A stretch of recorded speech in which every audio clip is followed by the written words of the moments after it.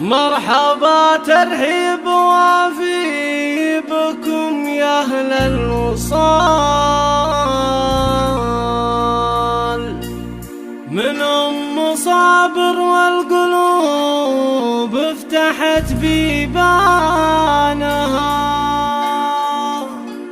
ورحبوا يا أهل القصر ما لروعتها مثال،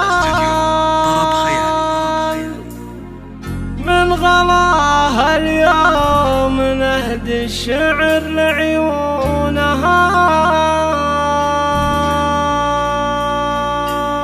حصريا يا هلا بك يا هلا ابتدي فيها المقال، يا ام صابر والقصايد بعد بالحونها. اقبلي ويفوح طيبك بألسام الخصال، طلتك شمس الضحى وكل شمس دونها. رحبوا يا اهل القصر ما لروعتها مثال، من غلاها اليوم نهدي الشعر لعيونها. اشرقت مرحبت وسعت صدر المجال، للكرام اللي نجوم الشرف يهدونها. مرحبا ترحيب وافي بكم يا اهل الوصال، من ام صابر والقلوب افتحت بيبانها. وانت دايم يا الغرام بدا السحر الحلال، الكرم والجود الاباب بعض زونها. ام صابر اطلق عنان الشعر في معانيها الجزال، شيخة من قوم بالطيب هم ربونها.